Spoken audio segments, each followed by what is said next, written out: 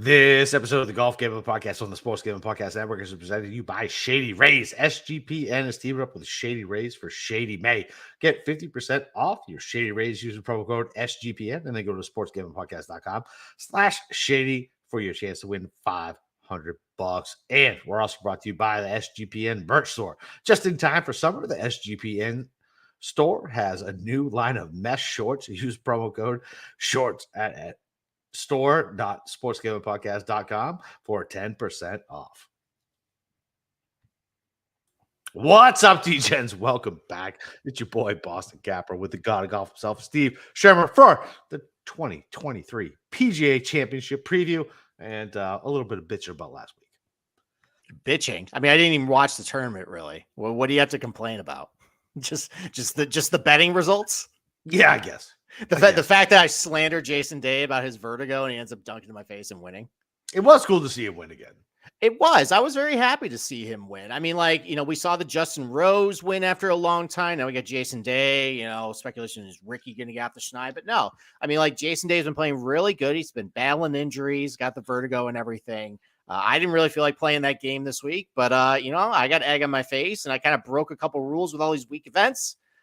Probably should have bet him, but I didn't. Why? What was his number? It was like fucking 16, right? Beginning of the week, he was like 25, 28.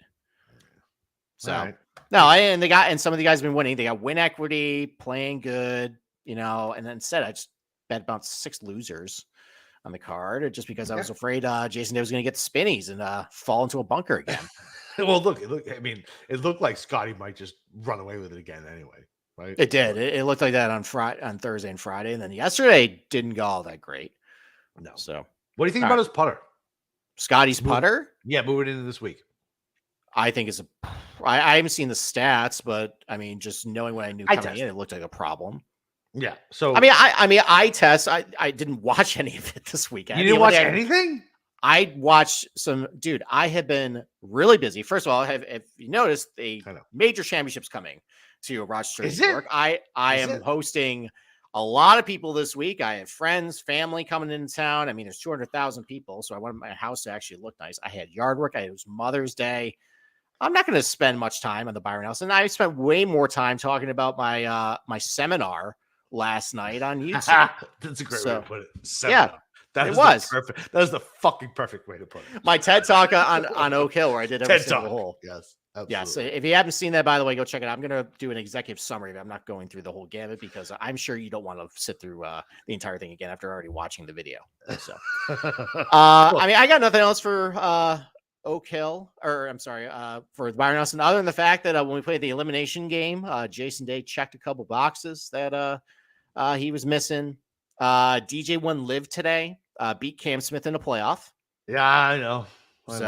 Yeah, I mean, unfortunately, I tried to turn on the tournament when I got done with the yard work today, and the CW wasn't working. They went to Blackish.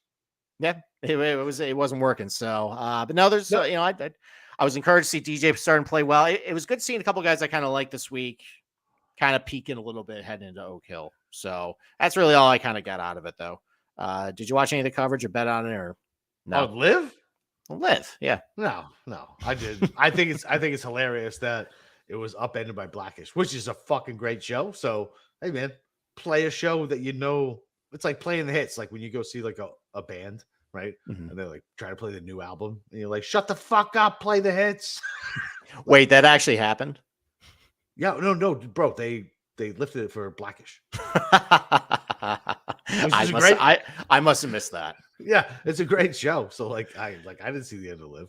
That's only going to make them much more cheerful and happy coming into this week with media. Apparently the PGA of America basically crapped all over Live this week, and it's good. It's not quite as chummy. I think it's not quite as chummy as what I think it was going to be at the Masters. No, it's just weird. Like, what's the point? Like, I don't know. Who cares? Like, I don't know. Yeah, like they were talking about. I can't remember who the guy was. They were talking about like, why the fuck is he in and Gooch isn't in? And they're like right around the same. Oh, like the Bo Hostler stuff. It wasn't Bo Hostler because it was another guy who Bo Hostler would have stuck out to me, but it wasn't Bo Hostler. It was somebody else. But yeah, like basically him and Taylor were like the same ranking, And that's the USGA. The PGA of America invited Gooch, but it was Bo Hostler, Matthew Neesmith got in, and like Sergio didn't make it. Yeah, like Tringali didn't make it. Like a bunch of whatever. If anybody appreciates pettiness, it's me. But this is getting to the point of like, come on, guys. Like, they're not even going to be able to play in like a year. Like, let them in and see what happens. Like, I don't know. But in reality, I don't give a fuck. Neither one of those guys are winning anyway. So who cares? No, there isn't. Let's start talking about a tournament of guys and start talking about players who actually might win this thing. So why don't we first take a break and then let's go over it. All right. So we're brought to you by Shady Rays. Shady Rays is teaming up with SGPN for Shady May. Not only do you get an amazing 50% off, but you also get a chance to win $500. Shady Rays gets you covered from the sun to the slopes to the fairways with premium polarized shades, customizable snow goggles, and much more. Shady Rays has durable frames and extremely clear optics for outdoor adventures. That's not all. Shady Rays offers the most insane protection in all of eyewear. Every pair of sunglasses is backed by lost broken replacements. If you lose or break a pair, even on day one, they also send you a brand new pair. No questions asked when you wear Shady Rays with confidence because it gets your back long after the purchase. And if you don't like them, you can exchange them for a new pair or return them for free within 30 days. There's no risk when you shop with Shady Rays. And for our international listeners, Shady Ray has you covered as well with shipping to Canada, Australia, New Zealand, and the UK. All right, listen, we love our Aussies and yeah, man, and Kiwis in New Zealand. So go to shadyrays.com and use code SGPN for 50% off 2+ pairs of polarized sunglasses. Then take your receipt to sportsgamblingpodcast.com/shadyrays to win $500 for your chance to win $500 at the Shady May contest. And listen, you already got your shades, and now it's time to get a great pair of mesh shorts for summer. SGPN has dropped a new line of mesh shorts, perfect for any summer activity. And listen, we can't wear mesh shorts on the golf course, but listen, doing yard work and things like that, you gotta let the boys breathe. So yeah, mesh shorts definitely work. So head over to store.sportsgamblingpodcast.com and use code SHORTS for 10% off. I mean, how nice would it be if we were actually able to wear like gym shorts on the golf course? I mean, there's some golf courses that do let you wear gym shorts. Usually, what fucking golf courses that happen? Usually, munis, pretty much. Bro, you get a bunch of riffraff in there. He's such a snob. Oh, I'm a snob. Muni. Okay. Like a muni. I grew up playing on a muni, sir. Listen, I didn't play golf until I was fucking 28 or 29. Like, I don't like. You say muni, but so what do you mean when you say muni? So like I play a municipally owned public golf course that is like $15 for 18 holes, and I don't think I have. Just anybody can kind of show up. I don't think I have any of those around me. No, there's a few in Rochester, Genesee Valley, Durand, Eastman, Churchville. Mine are semi-private. I'm like, it's not semi-private. You're on Golf Now. Just fucking like, what are you talking about? Like, I can play you whenever I want. Yeah, it's to get an influx of cash at the beginning of the year and then the title is, hey, you belong to a club, even though Tom, Dick, and Harry can steal your tee time at any time you want. So, all right, let's go to the PGA Championship. So here's how tonight's show is going to work. I did a show last night that was an hour and 40 minutes. I am not going to be doing that again.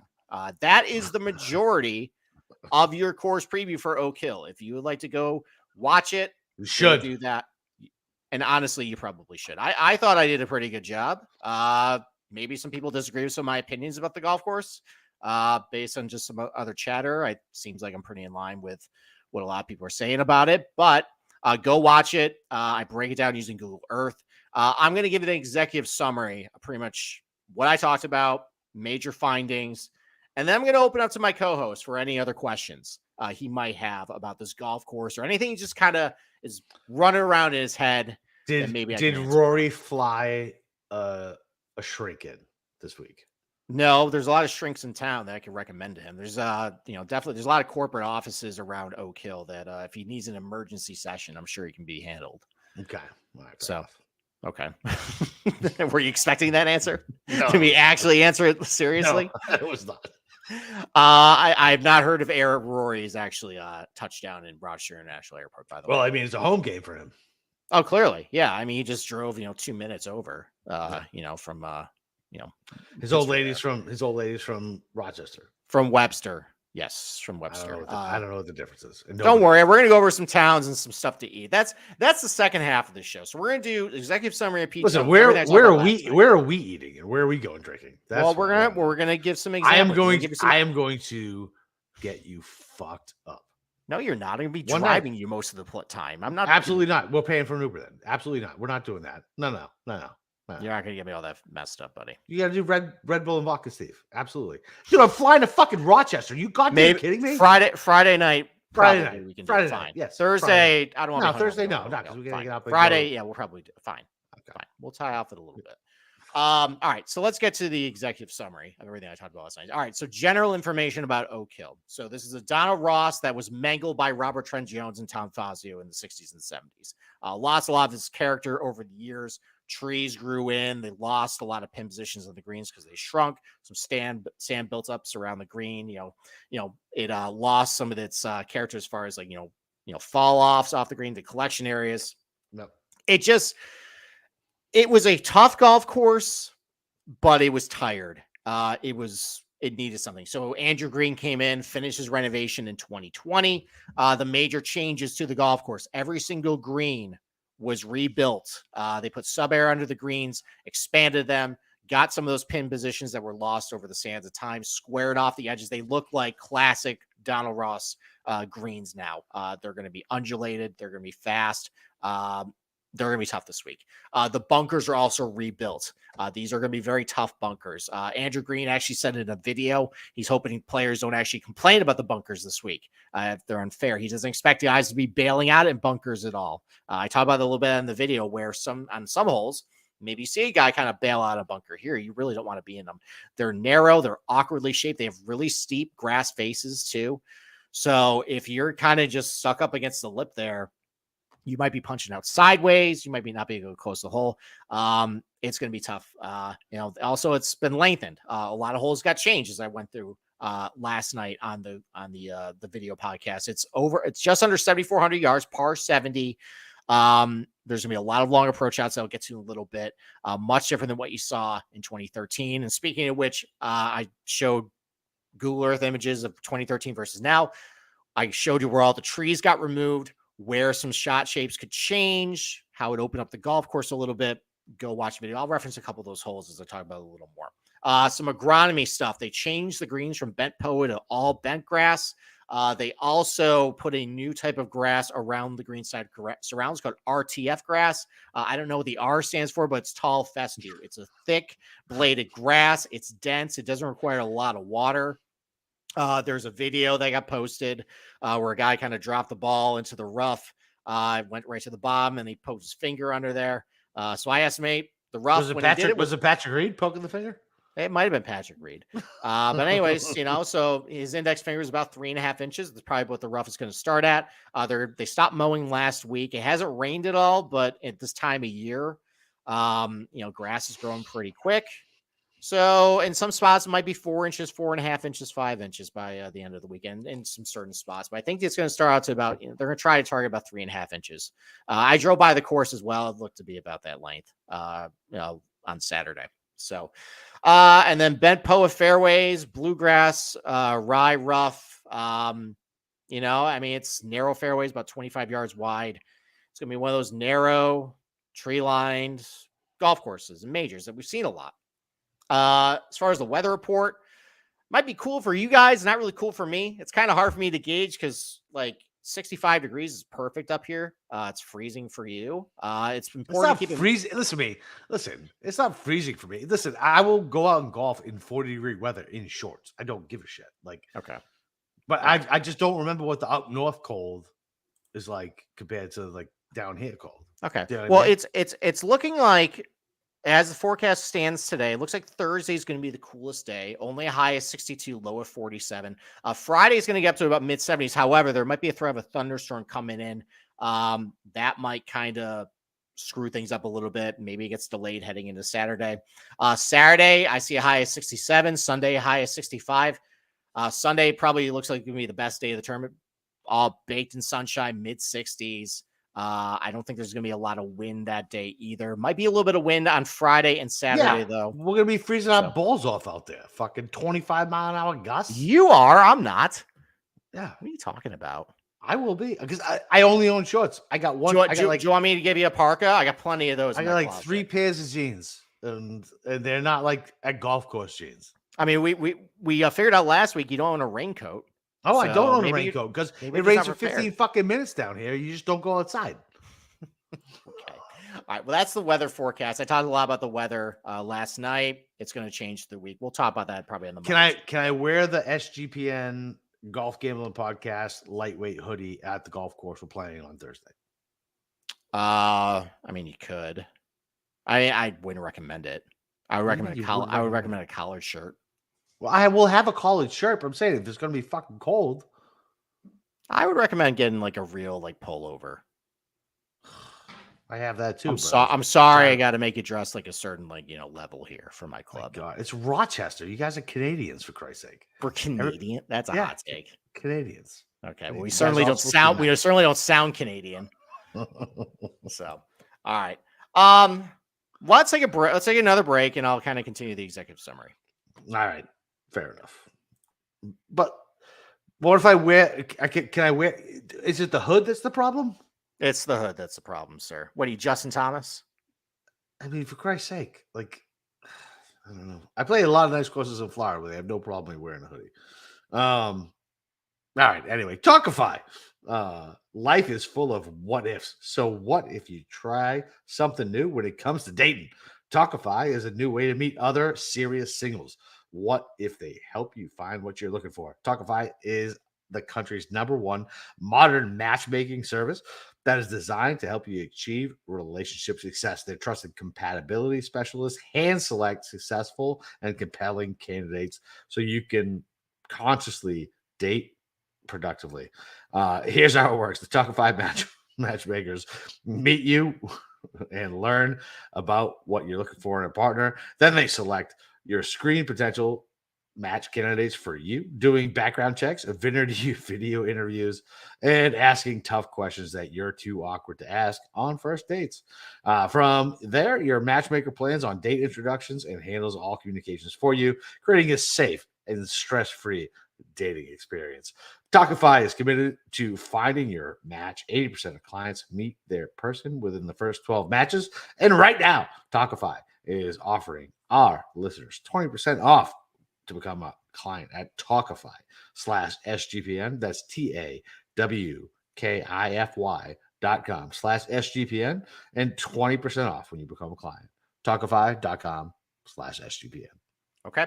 All right. And then if you're going to be in Rochester, New York, we have an event planned on Friday, May 19th, 7 to 9 p.m. at the Big Oak Driving Range. It's going to be myself, Boston Capper, Andy Lack, Brian Kirshner. We're going to go to their Top Tracer base. Think Top Golf, if you've ever been there. Similar concept. We got a couple bays there. They serve beer and wine. I'm going to get some food there going. Do they have liquor? They got liquor?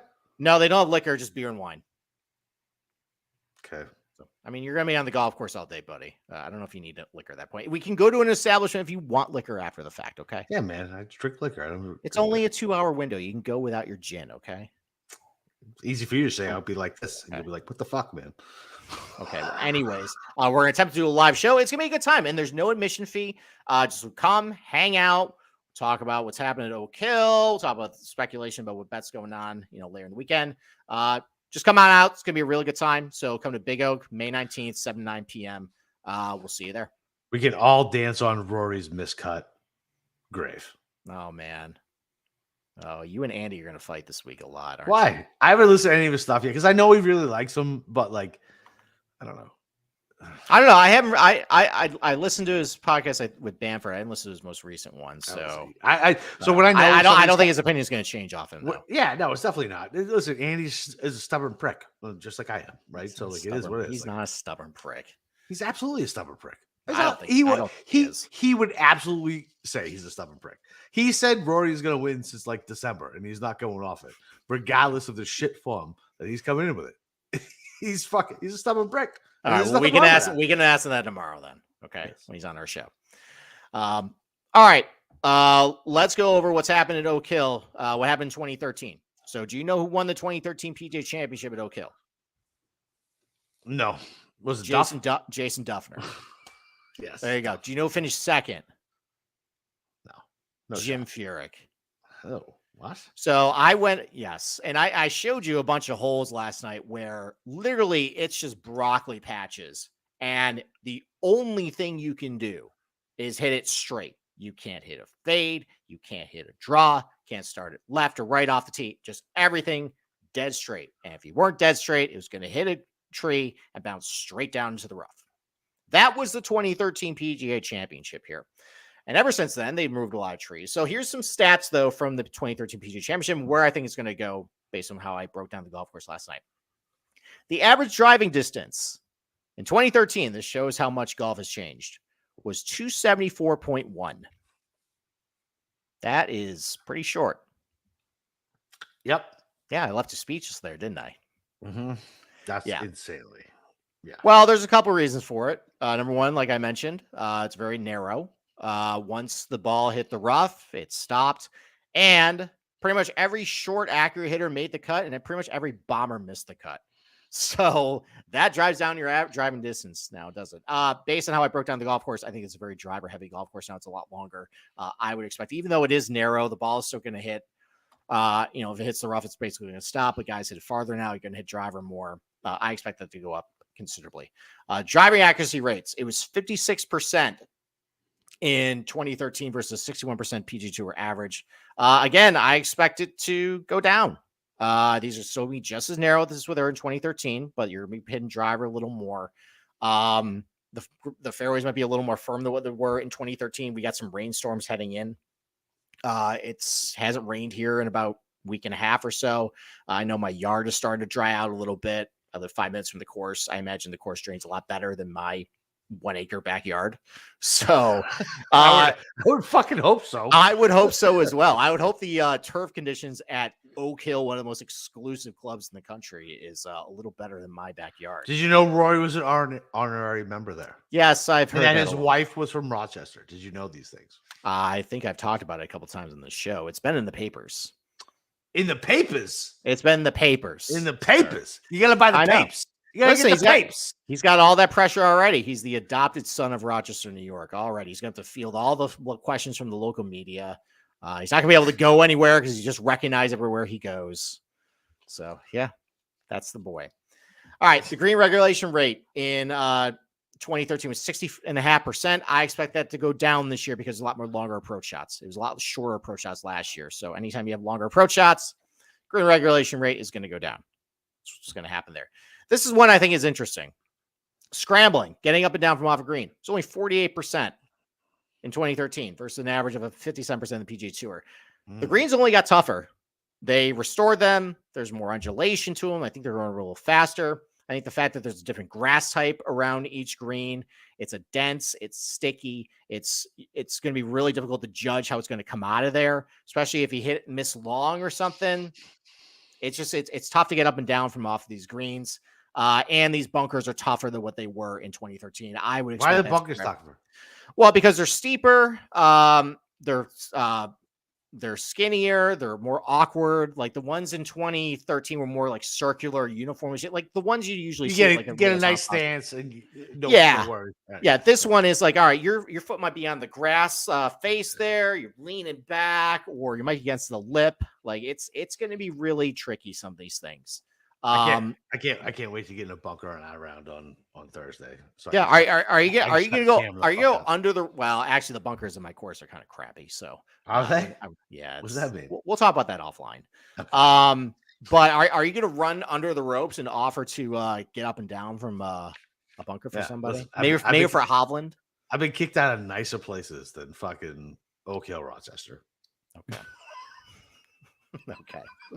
All right. Well, I think basically based on how the fact that it was already low scrambling rates in 2013, I think the green side surround just got even tougher. If you are not hitting your irons very good this week, you have zero chance. Yeah. Your chance. Is, yeah. So, all right. And then I just kind of want to recap what I talked about last night about why certain championships have gotten bomber heavy. One is Wingfoot. That's a very popular comp for this week. Basically, why DeChambeau and Matthew Wolff boat race the field was the USGA screwed up. The mowing lines were all jacked up. The dog legs mowing lines. Yeah, you brought up the mowing lines last week. This is a thing. What do you mean? What is it a thing? No, it's a thing. You brought it up last week. You said the mowing lines are a difference. Are a difference where? Here? Oh, between foot? Yeah. Well, on some holes it is. I'll get to that to the end. But that's why that turned into a bomber fest, because no one could hit fairways. It was concrete fairways. If you just hit it dead straight, it was going to run right through. At that point, just hit as far as you can. DeChambeau and Wolf could take shortcuts. That's why that happened. Remember when Wolf was good at golf? That was fun. I mean, he's okay on live. That's really about it, though. It's fine. It's like maybe like, hey, I had a couple good shots at the driver range. Who cares? Okay. All right. You got Bethpage Black, where actually finding fairways wasn't really a problem. The field average is 64%. That's actually relatively high for a major championship. The problem was these greens, they're kind of on islands. There's a lot of rough between the fairway where it runs out. And these greens are kind of just sitting out there in no man's land. They're also elevated. So everything was all carry. So if you did happen to find a rough, if you're a shorter hitter, you can't get to the green. Whereas if you're Koepka or DJ, you'll be able to gouge out. You have a higher ball flight. These greens are kind of soft. That's why they were at an advantage that week. Did DJ win today? DJ did win today. He beat your boy Cam Smith in the playoff. You're annoyed at that? Yeah, I'm annoyed that Cam Smith didn't win. Yeah. No, I'm sorry. I'm sorry. Your fandom for him. Yeah, dude, I like Cam Smith. I bet you didn't watch ever. You didn't watch. What? Didn't watch what? You didn't watch the live thing? You didn't watch, no, but Live today. No, of course I didn't watch Live. It was fucking Mother's Day. Exactly. I cooked for fucking 4 goddamn hours today. 4 fucking hours. My mother-in-law didn't even fucking show up because my father-in-law had he's got a health issue, just came home from the hospital. So I had all this fucking food, thinking there'd be 3 or 4 more people. Nah, still cooked it though. So lots of leftover food in the Kappa kitchen. Oh my god, cool story, bro. Fuck off. Okay, let's go to Harding Park. So that was a bomber fest. I mean, you look at that top 10. I mean, even Scam Champ was in that top 10. You had Scheffler up there, Bryson, DJ, Koepka. Scam Champ was in the top 10? Yeah, we went over this, buddy. Yeah, I told you I was kind of drunk to start the show. So. Well, and you're drinking vodka, right? Yep. That was full when we started. It's about a third gone already. Oh, it's about half gone. Perfect. All right. Well, Morikawa still won that thing. He beat all the bombers. And the reason why I think that happened was, well, everyone wants to point to his There's no fans. No fans. There's no fans. No fans. All right, fine. Because Morikawa's a mental fucking midget. Jesus. We should not start. We should probably stop saying that term and come up with something else. Mental midget? Why can't I say that? Because the M word, you shouldn't be saying midget. Oh, can you stop saying that, please? Jesus, dude, I am so fucking liberal. It's excruciating to be this. I can't. Wow, it's weird. The conservative then is telling you not to use some certain language. Then, yeah, I don't even get it. It's fine. We'll just okay. Move on. Okay. Anyways, what the hell is I even saying? I don't know. God, you told me I can't say. You're right. You did. I wasn't talking about a little person. I was talking about a little mental person. Okay. All right. Morikawa. Yes, he drained a bunch of putts, but he also hit 75% of his fairways. And the thing about Harding Park was it was soft fairways. Everything's really straight out in front of you. So if you hit it dead straight, you get hot with the driver, you hit a lot of fairways, you're going to be relatively fine. When you're Morikawa, you get hot with your irons. You're a great iron player like he is. Yeah, that's how you prevail at this place. So I kind of looked at some of those things with Oak Hill, whether there's any shortcuts guys could take or whether just the fairways, you're going to run out of room and might as well just hit as far as you can. Basically, I kind of found a mixture of a lot of stuff. I found a couple holes that were like Bethpage Black, where, it's long holes. The greens are kind of sitting out in no man's land, like the 18th there. I found a couple holes too, where, some guys theoretically might just, run out of real estate. And a couple holes where just everything's kind of straightforward. So, overall though, and let's kind of get to the summary here. Because I'm rambling again. So I found that, of the 14 holes where it's a par 4 or 5, you're going to hit driver on 10 of them. And, a lot of them are all shot shape where you got to hit a fade. It's a lot of the really important driving holes where you got to hit a fade, a nice left to right shot there. The par 5 fourth, I talked about all the trees that were gone off the left. That is a ideal tee shot for a fader, like a Rahm or a Koepka or a Morikawa. There's a couple trees you can aim at, peel it back into the fairway. If you want to start it right, there's OB on the right. There's not a ton of room to really start it right. There's all the bunkers you got to carry to. It's really a fader's hole. Number 9 up the hill, again, it looks very similar to 8, kind of like a segment like 18 at Augusta, just hit a nice fade long up the hill as well. 17 and 18 faders holes. It's just going to fit those types of players. There's a couple holes where he's got to hit dead straight, primarily number 13, where that's the only option, is literally it's dead straight to a narrow target. And I made this comparison last night. And we're going to go way back.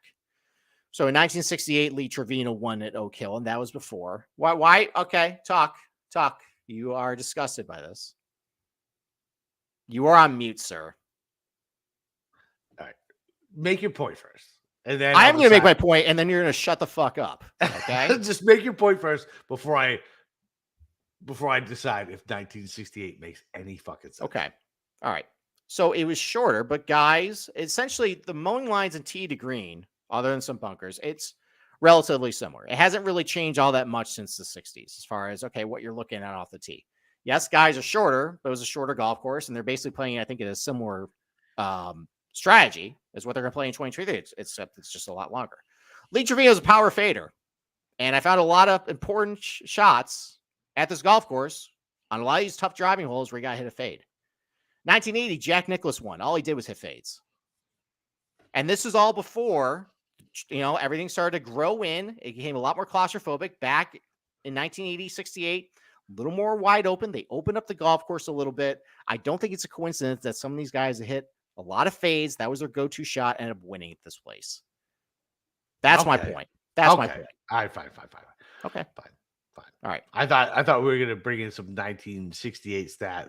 You know what I mean? Like Yankee fans who were like, "Oh, fucking back in 1963." I'm better. I'm better. Than I know. But I listened to Andy's pod today. The only thing I listened to today, and he's digging his heels in with Rory, regardless of the shape he's in. Okay. I mean, look, there's also the point too. Cantley said this at Augusta, where it's gotten so long that fade, draw, just as long as you hit in the fairway, they can all do it. They can all do it. So I just think I think they got the guys who are going to walk through these holes. All right, I feel good. This is bread and butter all day. I'm gonna need you to talk me out of betting Cantley. Why not? Why? No, I need you to talk. No, that's not talking me out of betting Cantley. That's encouraging me to bet Cantley. Okay. All right. Well, then why don't we do one more thing, and then we'll play a game. Okay. Let's play your game. It's all over. There's no more reads. No. I'm doing one more thing. Oh, I was saying, no, there's no more ad reads. Okay. All right. Approach shot proximities. All right, let's do it. This is the last thing. If you want more information, watch my damn video, okay? Listen, Steve, first of all, don't just dismiss it like that. Steve's video is fucking amazing. Go watch it. He is giving you the proximity buckets for every goddamn hole. He is Google Earthing everything for you. You can take all the thought out of it. Take whatever your dumb thoughts are about who you want to bet. Listen to what Steve says and bet that. That's it. Your opinion is dumb. Steve is very smart. Listen to Steve. End of story. I don't think our audience is dumb, but I apprate you pump me. Nah, you're smarter than our audience. That's why they listen to us. You're smarter than them. That's how this works. I'm not like, the economy. Do I want to listen to Ben Bernanke, or do I want to listen to Elon Musk? Which one? I don't know if you want to listen to Ben Bernanke though. he was around for the 2008 crisis. But he had a hand in that. But he handled it pretty well. The reason I even bring him up is because I've heard him speak, and I've been doing listen, Ben's very smart, very very smart. All right, Elon not so much. Okay, let's get this show back on track. The proximity stuff, and then let's get to the fun stuff. Okay. Yeah. All right. Lesson 125. I got 4 shots where we've been talking about how many long approach shots there is. 1 out of 5 shots is going to be under 125. So I got that as the second hole, basically a lay short of all the bunkers. Well, not short. There's one cross bunker you got to basically get to, but otherwise it really bottlenecks. There's no point hitting driver there. It's going to be a wedge shot up to an uphill, really tough target. Number 10, that's down the hill, especially you got a tailwind. There's a cross bunker about 270. I don't think it's going to be in play for anybody. It's about 350 to the creek. I don't think you're getting there either. So a lot of shorter approach shots on that hole. The par 3 or the par 5 13th, that is a true 3-shotter. It is 345 to carry Allen's Creek. There is no chance anybody is going to be able to do that. Not in these temperatures. Even with a helping. Well, Rory did it in 2013, but the tee box was about 30 yards up. Yeah, he'll try again and miss cut. We'll be fine. He won't. And then from that point, it's about 300 uphill to the green. So you got to basically pick a nice layup zone, which is, I think, about 190-ish out from where you're going to be. So set about a wedge to. Well, you got a couple bunkers you got to worry about in that area, so you kind of want to lay short of those. If you get there, it's about 125 up to the green. I think that's going to be that's an execution test where I think the par 5 4th, there's some options on that hole. There's no options on the 13th. It is hit it straight, hit the green. That's it. So, and then the 14th, which is supposed to be drivable. I talked about it last night. I don't see the benefit of actually driving the green. So I heard that part of it. That makes 100% sense. Like there's no benefit. Right. No benefit. Like you look at these guys, like where's the miss? Where's the bailout zone? That's why these guys go for, you're fucked. You really are. Like you do not want to be left. No, you're fucked. That's horrible. Like instead, hit a nice iron right down the middle, and then you got a wedge. Just do that. So, all right. That's the executive summary of everything. Right. Let's play a game and get the fuck out of here. All right. I guess we're not going to do the nightlife stuff. Maybe I'll put that. You know what? I'll put that on Discord. That's fine. Okay. Put it on Discord. All right. You're getting tired. This is probably going to take about 15 minutes anyway. So you know what? Fine. We'll leave. Okay. We can do the stuff because I think with BK and Andy tomorrow. Because they'll both be there. So are we having dinner with them? We doing anything other than I don't know. Who knows? I don't know. I mean, it depends if they want to hang out with us after Big Oak. Yeah, no. Andy's bringing his girlfriend, I think. Yeah, he is. So I think he's saying downtown. I don't know where. Oh, actually, I do know where Kershaw's staying. And where is Kershaw staying? In a not great part of town. I've given him some warnings about what to do. The thing with Rochester. All right, we're gonna do our little. This is my brief Rochester take. Yeah, let's do the Rochester. All right. First of all, I won't go over the restaurant and bars. I'll post that in Discord. First of all, if you are planning to come to Rochester, New York with a Kia or Hyundai, don't. They are stealing them in town. There was a TikTok video that got put out, which basically says if you put a USB port into a Kia or Hyundai, you can jack it. You can steal it. And what they've been doing was they've been stealing these Kias and Hyundais and smashing them into businesses with glass panes and stealing the cash registers and ATMs. There's been 1,200 of these this year. Just in Rochester? Just in Rochester. What's your population? It's 1 million in the county. Wait, time out. You got 1 million people in Rochester? 1 million people in Monroe County. In the city, it's about 250. Okay. But they've been doing it in suburbs, Rochester. Like it's like a gas station near me. They did that to that. Yeah, it's actually pretty sad. These are like teenagers. These are teenagers basically doing this. It's actually pretty sad. But anyways, teenagers, Steve, what do we do? So the funny, well, it's not funny, but Kia and Hyundai actually did a security update. But the problem is, all these guys are just looking for Kias and Hyundais. They're smashing cars just to get in. So do not bring a Kia or Hyundai to Rochester, please, for the love of God. So there's that. Don't go to the Lilac Festival that's going on right now. There was a fight involving 300 people between the ages of 17 and 21 on Friday. It's not awesome right now. So if you're in kind of why did 300 people fight at the Lilac Festival? There's a lot of violence in Did Rochester. 2 biker gangs roll up and were like, no, it's not. It definitely wasn't West Side Story. Let's put it that way. All right, so that's real. Great. I'm flying up. I'm leaving fucking shitbag Florida to come up to what's supposed to be like wholesome Norman Rockwell, fucking Rochester. And now I got to worry about some guy being like, that's my lilac and stab me in the neck. Is that what you're telling me? Well, that's the thing. Rochester's weird. Like, we actually drove to the public market today. They did a lot of build around East Alexander and Union Street, like really nice hotels and apartment complexes. And then it goes to about a block and it's just low income housing. And that's a problem in Rochester. There is really a big divide between the haves and have-nots here. It's why there's crime. And there's not a lot of businesses kind of died in Rochester. So, all right, let's move back to the I'm going to skip past that statement, but go ahead. Yeah, that's fine. Okay. All right. Wants to fight. Let's talk about let's talk about trends.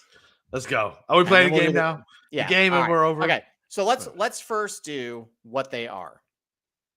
And this actually worked last year, other than one thing that you're going to remember. It's going to cause you trauma. Okay. Yes, I'm aware. Of the last 13 PGA Championship winners, all of them made the cut in their final start before the PGA. Okay. Of the last 13 made PGA winners, all 13 of them played within the last 2 weeks before winning the PGA. Oh, that's an interesting one. That is an interesting one. Oh, I like that one. In 12 of the last 13 PGA winners, they all missed the cut in at least one of their previous 5 events for the PGA. Do you know who broke it? No. Last year, Justin Thomas. Oh. Yeah, that's some trauma for you now, because we talked about that after the fact, saying it's such a dumb trend, and then of course it gets broken. Of course. So I'm not using that this year. We're throwing that out. Okay, why? I don't think it makes. I think it's fluky. Okay. I don't think it actually makes it. I just asked why. I didn't say it was bad. I just said why. All right. 12 of the last 13 finished inside the top 30 in their final start for the PGA. Okay. 12 of the last 13, at least one win, either on the European Tour or PGA Tour. I don't like the European Tour caveat. I don't like that. Well, it used to mean more. Now it doesn't mean anything. So, but Rory won in Dubai before he's been absolutely. Rory also won last year too.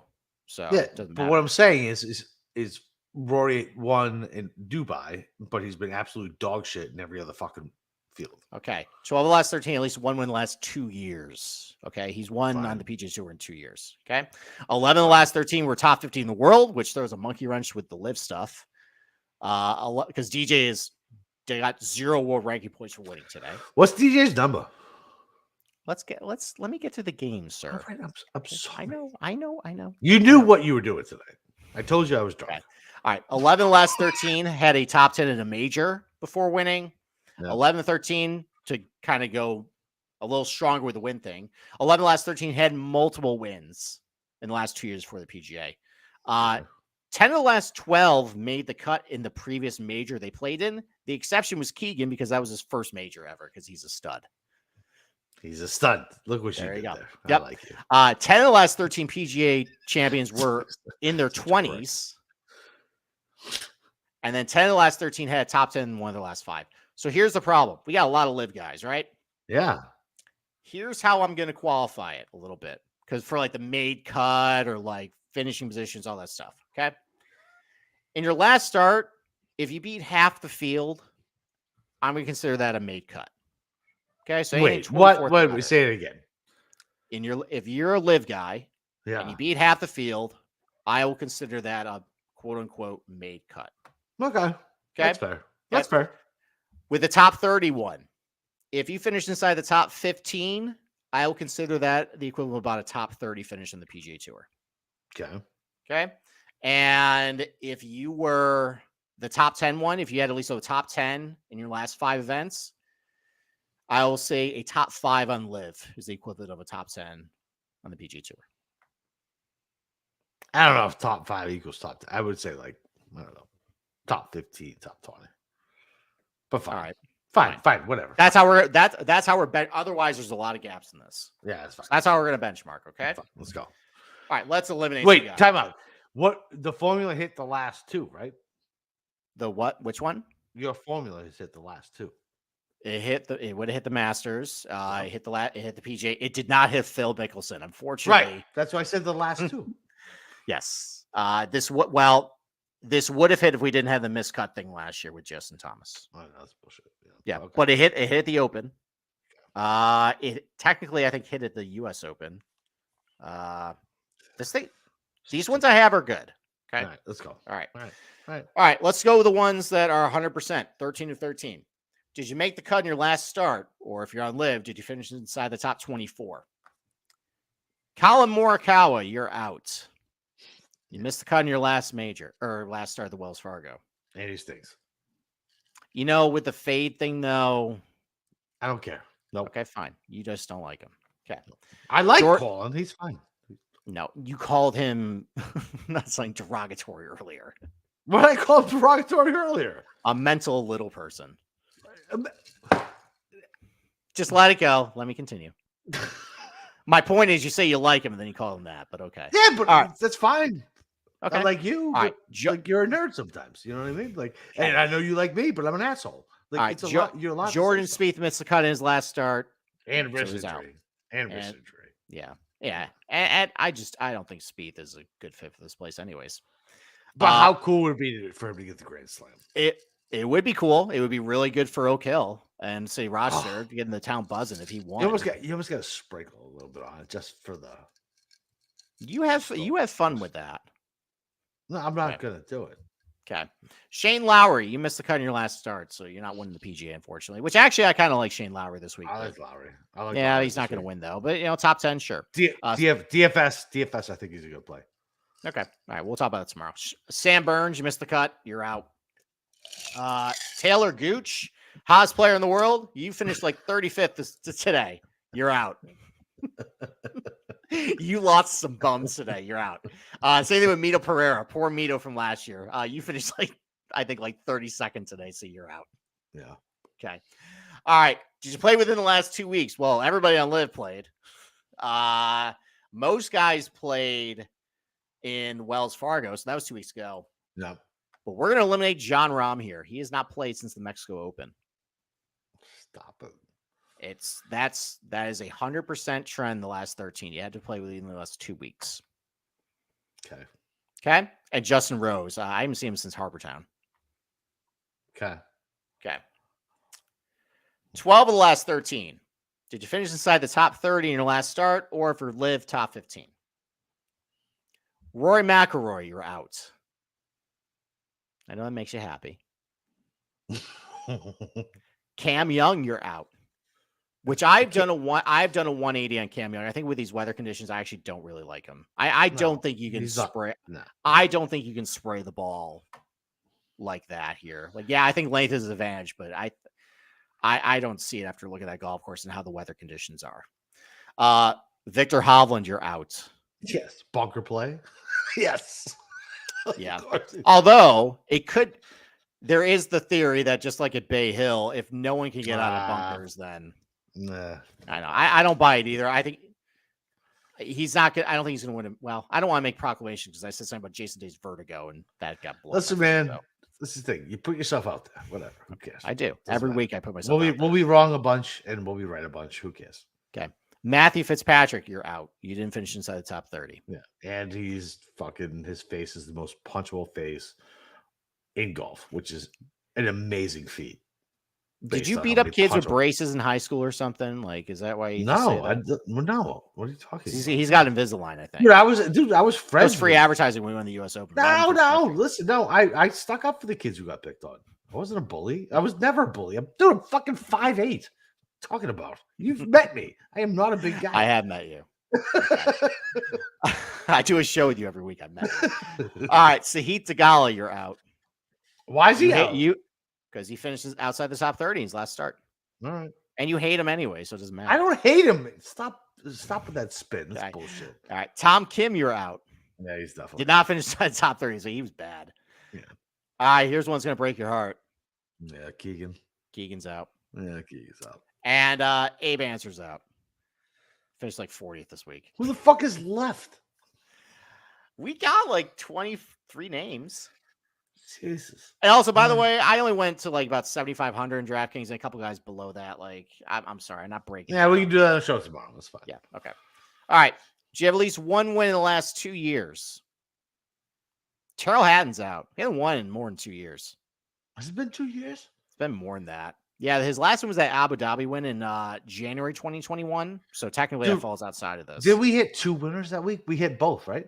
You did. We had Siwoo and you had Hatton. Yeah, that's right. Yeah. Adam Scott, you're out. Has that really been 2 years from that? It's been more than 2 years. He's been playing good, but it's been more than 2 years. My God. I know. Where does time go? It's just gone, buddy. Adam Scott, you're out. Ricky Fowler. Scott played all right this week. Scott blows. Okay.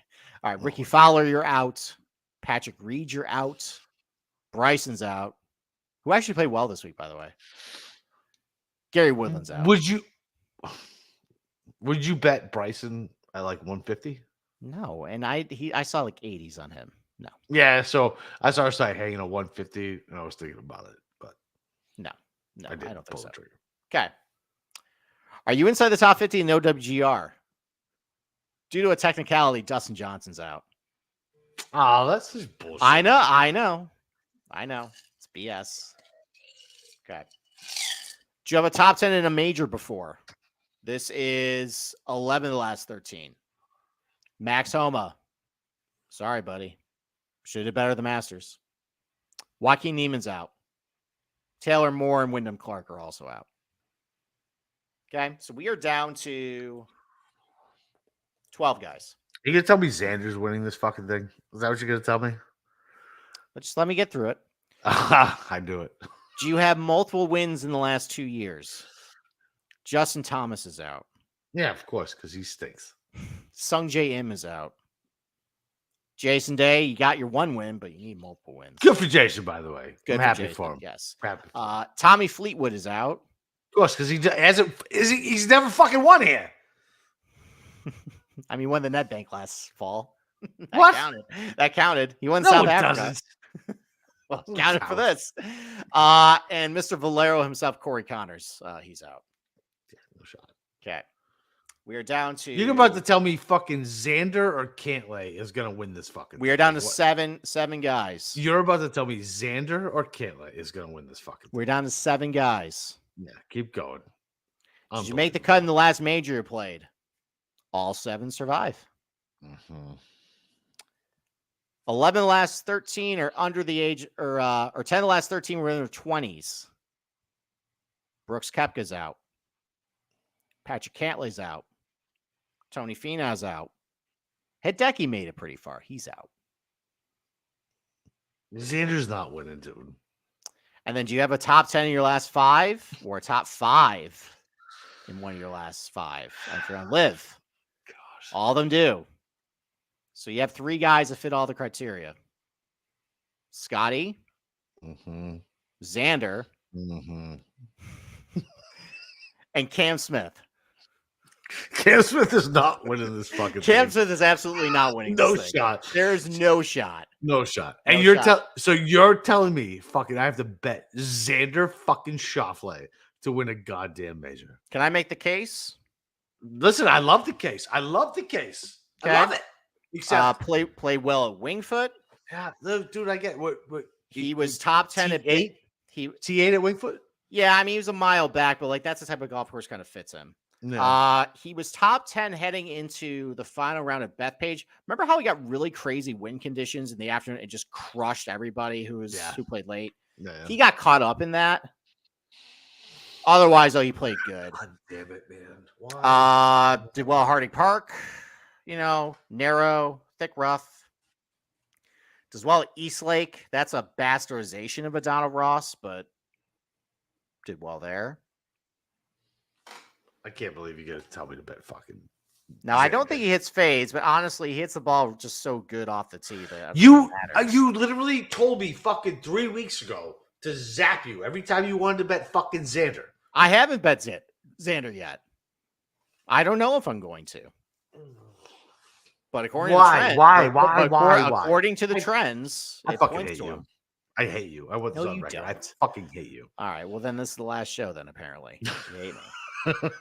According to the trends, it's a good pick, and you can definitely make a case for him. What's his number? I've seen a 22, 24. Which is actually where I got Cantlay, by the way. I bet Cantlay already. I got Cantlay 24. No, he's gonna be too busy wrapping bodies up in his basement. I can show him places around town to dump them. Oh, sweet. Let's get a side gig on that. Hey, Cantlay, what's your gig? Do you like guys, girls? What do you like? Young, old? Let's go. There's a nice rock quarry in Penfield that probably is a good spot for him. Do you guys jump rock? Took a really dark turn, by the way. You guys jump rock quarries up there?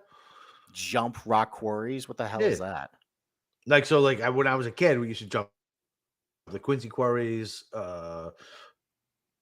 like where they used to dig rocks and the water fills. No, I know, but you would actually go into them.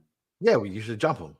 Just jump into the water and hope to Christ you didn't hit a car or a dead body or whatever. No, we don't do. You never jump in the quarries? No. It's a Massachusetts thing. Listen, apparently. Don't look at me all judgingly like that. That's fucked up. We should jump like 40, 60 feet. That's it. Okay.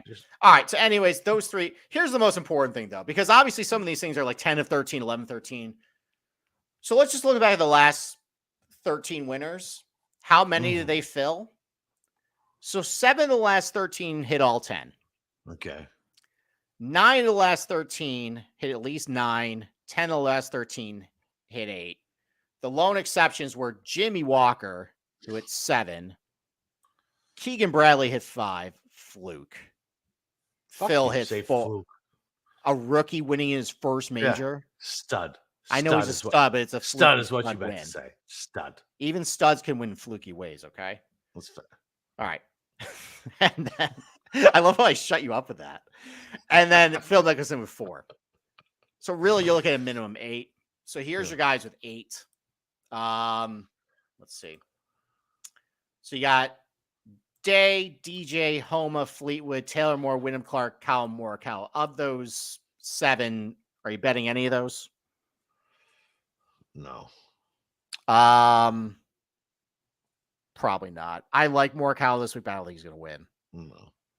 Yeah, I don't think. I hate the fact that you put Xander in my goddamn brain. I fucking hate it. I hate it. The guys who have 9. Koepka, Cantlay, Finau, Hideki, Sungjae, Hovland, Fitzpatrick, Rahm. The only one that Rahm missed was he hasn't played the last 2 weeks. Everything else is perfect. Rahm. I think Rahm, I might single bullet Rahm. Okay. What about Brooks this week? No. No? Why not? Everybody's talking about Bethpage Black. I get all the rage. Yeah, exactly. Lots of power fades in this golf course. That's why. Everybody's like, Brooks can do it. I'm like, so okay, let me ask you a question. It's my contrarian stance. There's no rationale behind it other than the fact that everybody wants to jump on Brooks at a fucking badass number. This is a terrible fucking number. This is a terrible number for somebody who doesn't compete week to week. So I guess that's what I want to ask you. I'm not on the social media scene. I'm just in my little bubble here on Dude, everybody's on. Everybody wants to bet Brooks. I'm just drawing little lines on Google Earth over here. Okay. Everyone's betting Brooks. Everybody's betting Brooks. My dogs just heard me yelling. It just all came at it. Okay. What's happening? All right. What wasn't Cam Smith a nice community win for you? Yeah. Well, sometimes it happens. So, sure, fine. Fucking bet Brooks if you want to bet Brooks. I'm not saying I'm going to bet Brooks. I think the case I laid out for Brooks last night. Wait, what community win was that for me? The Open for Cam Smith. The Open. That was not a community fucking win. A lot of people was Cam. For fucking Rory. Are you everybody in the media was, but golf gambling. Golf gambling was just as bad. Fucking just literally stroking themselves, thinking he'd hoist the fucking cup. I think that's revisionist history. That is 100% false. 100% false. Fine. Okay. I think I made a good case for Koepka last night, but if everybody's on him, you did, but everybody's on him. Okay, fine. I don't know these things. That's why I rely on you. You're gonna bet. You rely on me for the Google Earth stuff. I rely on you to say, hey, who's everybody betting? So 18-1 Brooks. You're not betting 18-1. I saw 20. I saw 22. But you're still not even betting the 22. It's not fair. Probably not. I think if I'm looking at it, I can't believe I'm saying this. If I don't even want to say it because I feel gross saying it. Say it. You got to say it. It was if I'm looking at Brooks 22 or Xander 24. What am I clicking? Oh, you're clicking fucking Xander. Am I? Oh Christ! But you're a Brooks Bobo. I am. I do love that guy. Yeah.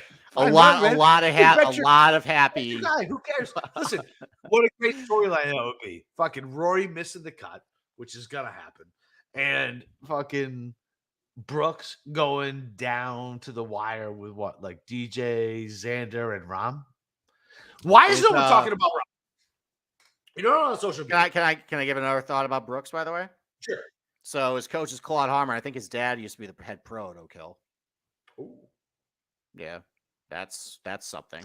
Why are you the way you are? Why? Why? Because I'm a goddamn encyclopedia over here. You're the worst person. I'm not the worst person. You're the worst person. Okay. You know exactly what you did. Exactly. I got to confirm that, but I know the Harmons have a lot of ties to Oak Hill. So you're such a prick. Anybody else in that list besides Rom and Koepka? Cantlay. I like Cantlay a lot this week. So there's that. Finau. I think his window's closing. Dude, Finau's like the best fucking iron player in the world right now. I know statistically, but that's like saying Daniel Berger a couple years ago was the best iron player in the world. Fair. You can't go. He's playing. Listen, he's been hitting the ball great, but like Berger held that title once. Okay, yeah. I'm just saying. Okay, but no, I mean, listen, length. He's done well on long, tight golf courses before. Why is no one talking about Rahm? Why is no one talking about the best goddamn player on planet Earth right now? I mean, I brought him up last night. Power fader. I think a lot of these tee shots are going to fit his eye. Is this just? I think it's the fact. You know what? I think it's the fact that people just went. All right, people are just saying, okay, well, he's not going to win 2 in a row. And what do you mean he's not going to win 2 in a row? I'm saying what maybe other people are saying. It's insane. You are jumping down my throat before I can. Not you. I'm sorry. It's not about you. Okay. You know, that's probably why. Maybe people are like, okay, he's not going to win 2 in a row. Hasn't played in a couple weeks and numbers short. Yeah, that's probably why. I think I might single bullet him this week. I don't think that's a horrible bet. I think I might do it. Okay. I mean, I'm only sitting on Cantlay right now. So what's funny is I like Cantlay too. I actually saw today on one of my offshores, Scotty was plus 750, Rahm was plus 800. I think. Oh my god, I would fucking hammer that. Reverse. Well, I just think it's. I mean, it's 8-1. Okay. Listen, man, if you get a single bullet, you got to hammer it. Let's see. Hideki.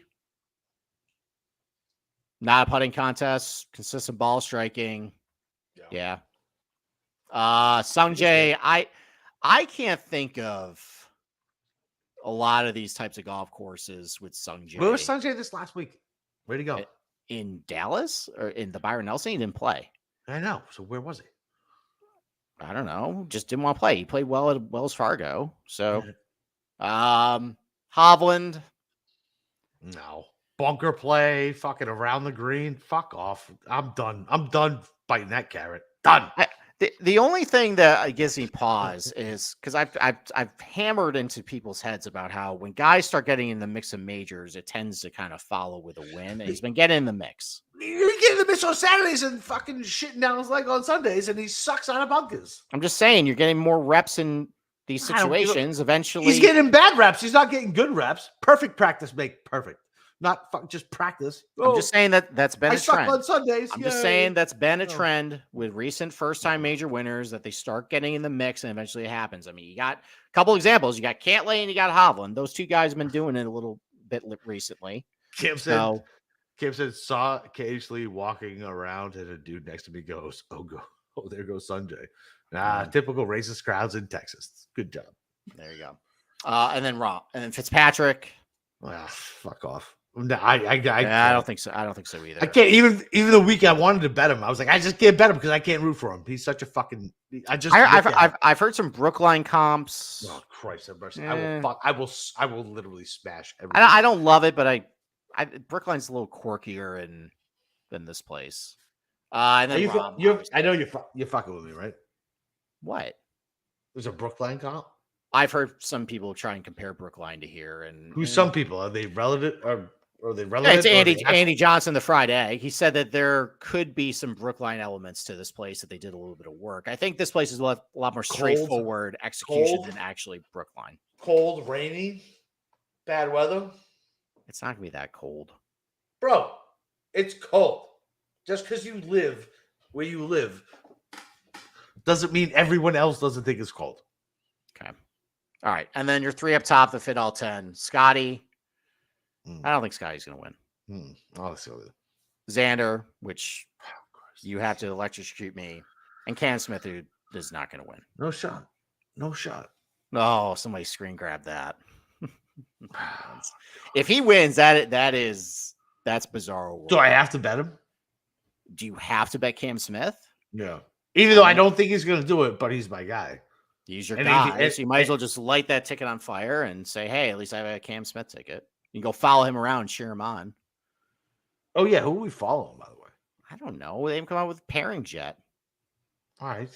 We gotta go to Keegan. It doesn't matter who the pairings are. We got a couple days to figure this out, buddy. Okay. I'm not ready to think. I have way too much shit to do this week to start thinking about who I'm going to be following on Friday. Okay, I gotta get to Friday first. I don't like your attitude.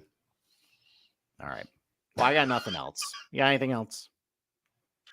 No. Other than this preview was all over the place. So, yeah. All right. So tomorrow night we'll have Brian Kirshner and Andy Lack on the show for a little. Talk about all over the place. Yeah, that's gonna be a 3 hour. If you thought my one-man show about Oak Hill was long, tomorrow night's gonna be the Godfather compared to that. The Godfather compared to that. But yeah, we're gonna be all on the show tomorrow night, breaking it all down. The DFS tiers, who we like, who we don't. There's gonna be probably some arguments and hurt feelings, but that's what makes this all fun. So stay tuned for that. And Capper, you got anything else? No, we got Pamela Maldonado on for the betting show following on Tuesday, which will be less insane and probably people hurting their feelings because we both love Pamela. And other than that, and then we'll be back. We'll be at the show. So I guess come see us, man. If you guys are gonna come up, it's Friday, right? Friday night. Big Oak. Friday night, Big Oak driving range at East Rochester. Big Oak. 7 to 9. Big Oak. Love it. Yep. I can't believe you're gonna make me fucking bet Xander. I hate you. I am so upset with this game.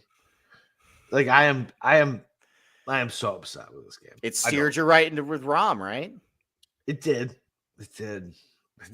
Fuck it. Oh Christ. I hate you. All right. Follow me on Twitter at @Boston_Capper. Go find Steve on our Discord channel. Other than that, like I said, huge show tomorrow with Andy and Brian, and then a big show with Pamela on Tuesday, and then you can actually come meet ourselves in person at the Big Oak driving range in Rochester. Is it Rochester? Technically East Rochester. It's a suburb of Rochester. Okay. Which actually is south of Rochester. How many people do you have in Rochester? I already answered this question, buddy. You already answered it. Oh, you asked how many people live in Rochester. That's true. I forgot. All right. See you guys tomorrow. Bye.